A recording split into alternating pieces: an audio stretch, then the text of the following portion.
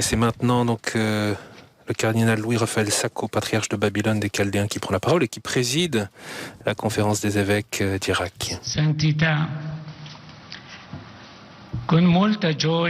Sainteté, avec une grande joie, à mon nom personnel et au nom des éminents pasteurs des églises catholiques en Irak, je vous adresse la bienvenue dans la terre d'Abraham, père des croyants, avec une expression populaire que nous répétons en accueillant nos pasteurs, c'est-à-dire bienvenue, Père de notre Église.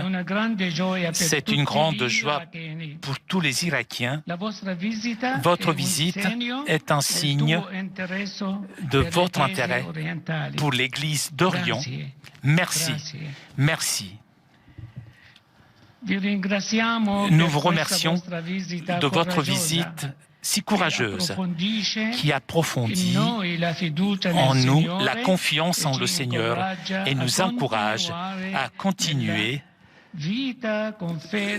notre vie avec foi et constance et consolider nos relations fraternelles réciproques entre les chrétiens et avec nos compatriotes musulmans que nous aimons en tant que frères. Comme vous les avez appelés lors de votre lettre encyclique, frères tous. Les chrétiens étaient une grande majorité à l'arrivée des musulmans dans notre pays.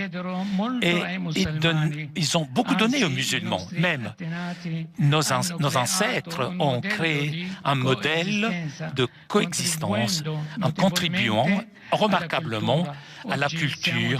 Aujourd'hui, nous sommes devenus une minorité, mais nous sommes une minorité vive, active, et nous avons contribué à la construction de l'Irak et au développement de sa culture. Ces dernières années, nous avons été soumis à beaucoup de difficultés, des dangers et des persécutions. Et le meilleur témoignage dans cette cathédrale est cette cathédrale des Syriens catholiques où nous sommes réunis ce soir, qui a été l'objet d'un bombardement criminel le 31 octobre 2010, pendant la Sainte Messe. 48 martyrs ont été tués, parmi lesquels deux de nos jeunes prêtres. Beaucoup ont été blessés. En août 2014, ISIS a fait fuir les 120 000 chrétiennes dans la plaine de Ninive à Mossoul. Et nous remercions Dieu du fait que ces lieux ont été libérés en 2017. Et presque 50% des habitants ont pu revenir. Malgré ce qui nous a touchés dans notre douleur, nous avons préservé la foi, notre sérénité spirituelle et notre solidarité fraternelle. Et toutes les églises ont fait un grand travail pour être à côté des personnes qui avaient subi des dégâts, les aider et soulager leur douleur. Sainteté.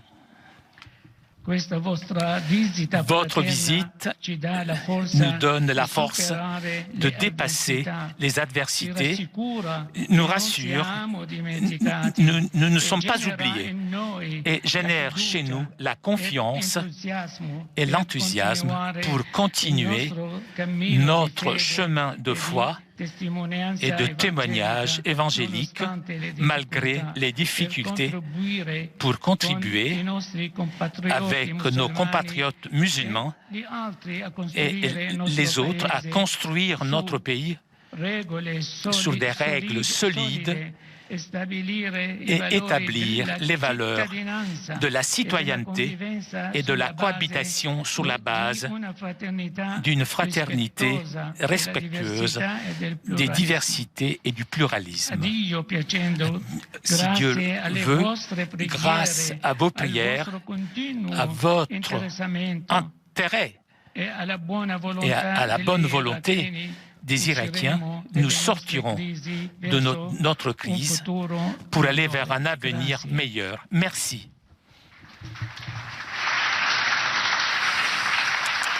Voilà les mots du cardinal Louis-Raphaël Sacco, président donc de la conférence des évêques d'Irak. Et c'est maintenant le pape François qui va s'adresser à ces églises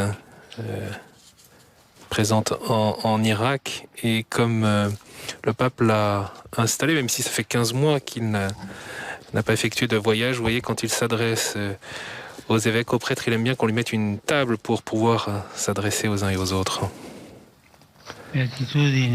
Béatitude, Excellence, chers prêtres, religieux, chères religieuses, chers frères et sœurs, je vous embrasse tous avec une affection paternelle. Je rends grâce au Seigneur qui, dans sa providence, nous a permis de nous rencontrer aujourd'hui. Je remercie sa béatitude, le patriarche, et sa béatitude, le cardinal, pour ses paroles de bienvenue. Nous sommes réunis dans cette cathédrale Notre-Dame du Salut, bénie par le sang de nos frères et sœurs qui ont payé ici le prix extrême de leur fidélité au Seigneur et à son Église. Puisse le souvenir de leur sacrifice nous inspirer à renouveler notre foi dans la force de la croix et de son message salvifique de pardon, de réconciliation et de renaissance. Le chrétien, en effet, est appelé à témoigner de l'amour du Christ partout et en tout temps. C'est l'Évangile. Proclamé, incarné aussi dans ce bien-aimé pays. En tant qu'évêque et prêtre, religieux et religieuses, catéchistes et responsables laïcs, vous partagez tous les joies et les souffrances, les espérances et les angoisses des fidèles du Christ. Les besoins du peuple de Dieu et les difficiles défis pastoraux que vous affrontez quotidiennement se sont aggravés en ce temps de pandémie. Cependant, ce qui ne doit jamais être bloqué ou réduit, c'est notre zèle apostolique, que vous puisez aux racines très anciennes de la présence ininterrompue de l'Église sur ces terres depuis les premiers temps. Nous savons combien il est facile d'être contaminé par le virus du découragement qui semble parfois se répandre autour de nous. Pourtant, le Seigneur nous a donné un vaccin efficace contre ce mauvais virus. C'est l'espérance. L'espérance qui naît de la prière persévérante et de la fidélité quotidienne à notre apostolat. Avec ce vaccin, nous pouvons aller de l'avant avec une énergie toujours nouvelle pour partager la joie de l'Évangile comme disciples missionnaires et signes vivants de la présence du règne de Dieu, règne de sainteté, de justice et de paix. Comme le monde autour de nous a besoin d'entendre ce message. N'oublions jamais que le Christ est annoncé surtout par le témoignage de vie transformée par la joie de l'Évangile. Comme nous le voyons dans l'histoire antique de l'Église sur ces terres, une foi vivante en Jésus est contagieuse. Elle peut changer le monde. L'exemple des saints nous montre que suivre Jésus-Christ n'est pas seulement quelque chose de vrai et de juste, mais aussi quelque chose de beau, capable de combler la vie d'une splendeur nouvelle et d'une joie profonde, même dans les épreuves. Les difficultés font partie de l'expérience quotidienne des fidèles irakiens. Au cours des dernières décennies, vous et vos concitoyens avez dû affronter les effets de la guerre et des persécutions.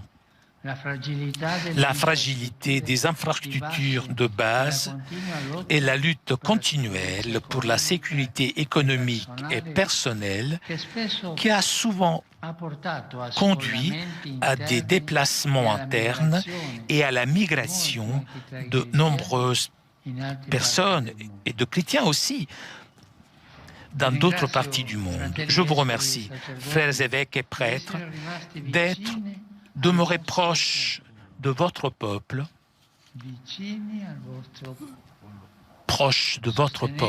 en le soutenant, en vous efforçant de satisfaire les besoins des gens et en aidant chacun à accomplir sa part au service du bien commun. L'apostolat éducatif et l'apostolat caritatif de vos églises particulières représentent une ressource précieuse, aussi bien pour la vie de la communauté ecclésiale que pour celle de toute la société. Je vous encourage à persévérer dans cet engagement afin de garantir que la communauté catholique en Irak, bien que petite, comme une graine de moutarde, continue à enrichir la marche du pays dans son ensemble. L'amour du Christ nous demande de mettre de côté tout type d'égocentrisme et de compétition. Il nous pousse à la communion universelle et nous appelle à former une communauté de frères et sœurs qui s'accueillent et prennent soin les uns des autres. Je pense à l'image familière d'un tapis. Les différentes églises présentes en Irak, chacune avec son patrimoine historique, liturgique et spirituel séculaire, sont comme autant de fils colorés qui, entrelacés, forment un unique, très beau tapis qui non seulement atteste notre fraternité, mais renvoie également à sa source. Parce que Dieu lui-même est l'artiste qui a conçu ce tapis, qui l'a tissé avec patience et le reprise avec soin. Nous voulons tous bien entrelacés entre nous comme ses fils et ses filles. Que l'exhortation de saint Ignace d'Antioche soit toujours dans notre cœur.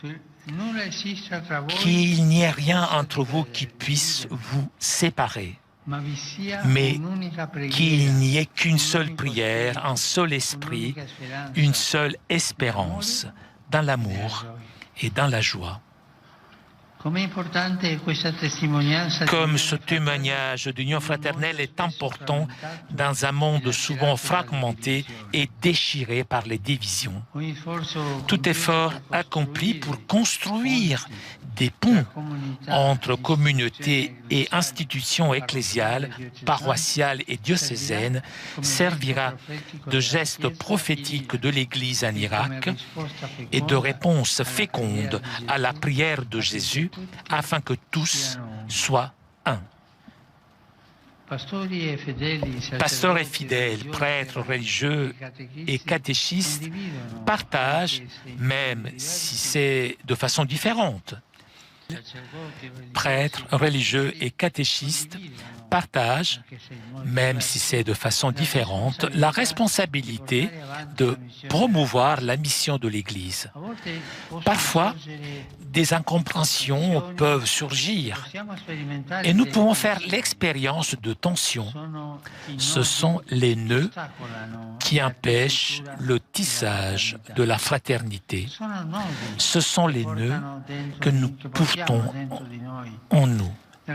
D'ailleurs, nous sommes tous pécheurs. Cependant, ces nœuds peuvent être défaits par la grâce, par un amour plus grand. Ils peuvent être guéris par le pardon et par le dialogue fraternel en portant patiemment les fardeaux les uns des autres et en se réconfortant mutuellement dans les moments d'épreuve et de difficulté. Je voudrais dire maintenant une parole spéciale à mes frères évêques.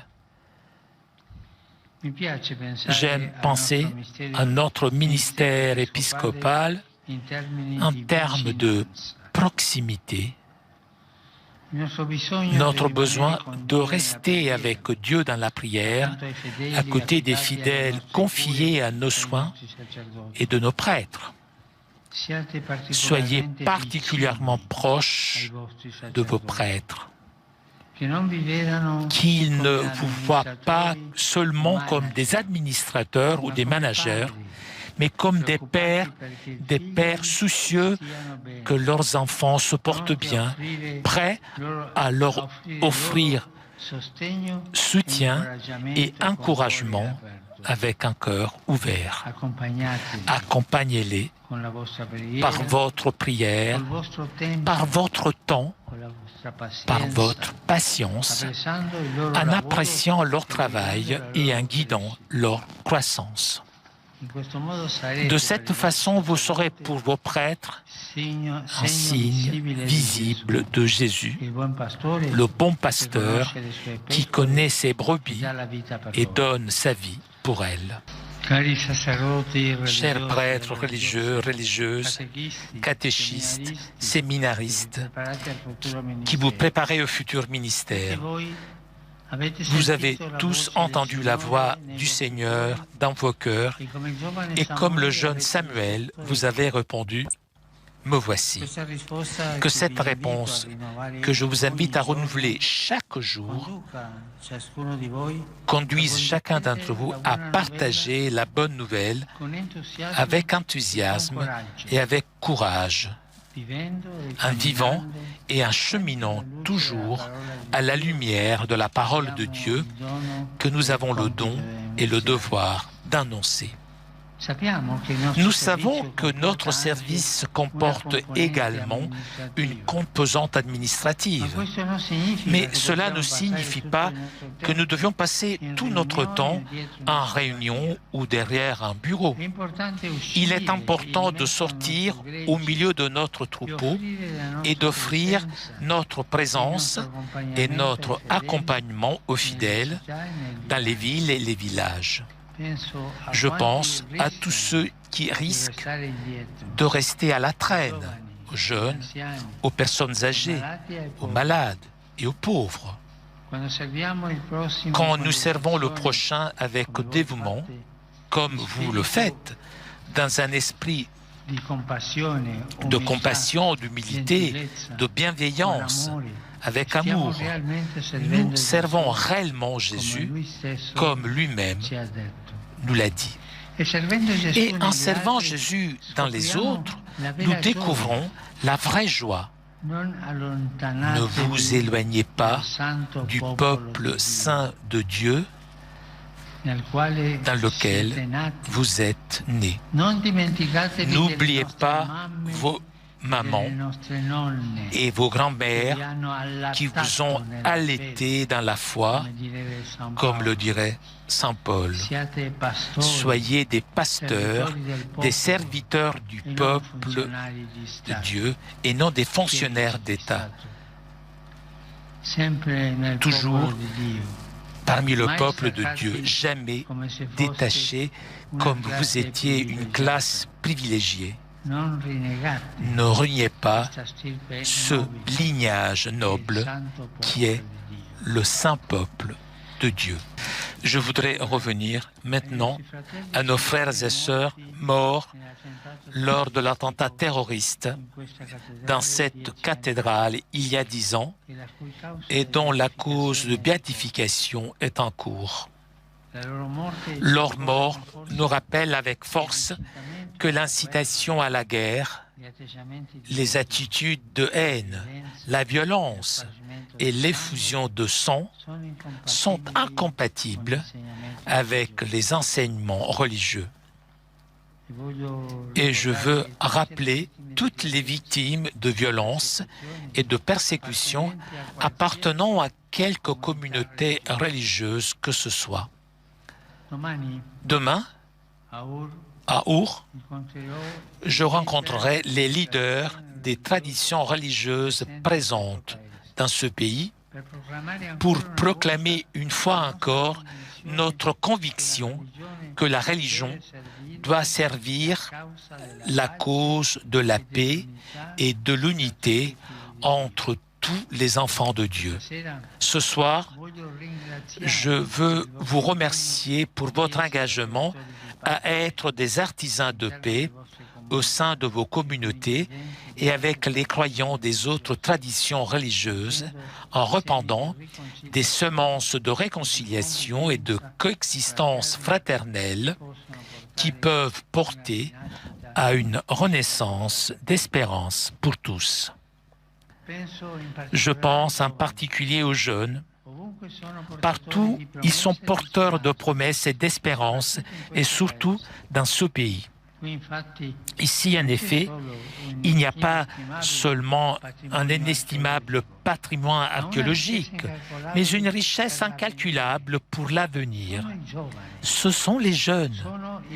Ils sont votre trésor et il convient d'en prendre soin en nourrissant leurs rêves, en accompagnant leur chemin, en faisant grandir leur espérance.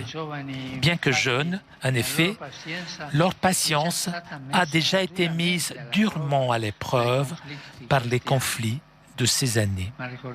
Mais rappelons-nous, avec les anciens, ils sont la pointe de diamant du pays, les fruits les plus savoureux de l'arbre.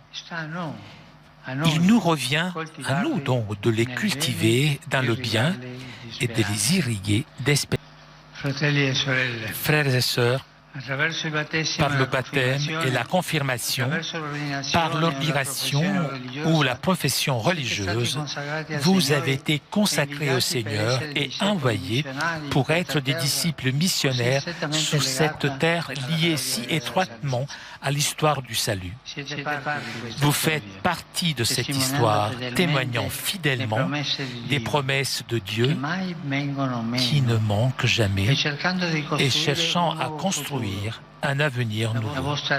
Que votre témoignage, mûri dans les épreuves et renforcé par le sang des martyrs, soit une lumière qui resplendit en Irak et au-delà pour annoncer la grandeur du Seigneur et faire exulter l'esprit de ce peuple en Dieu, notre Sauveur.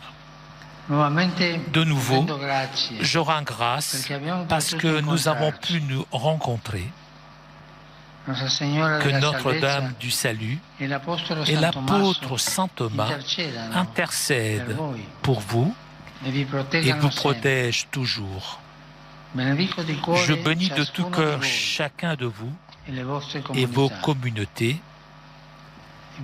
et je vous demande, s'il vous plaît, de prier pour moi. Merci.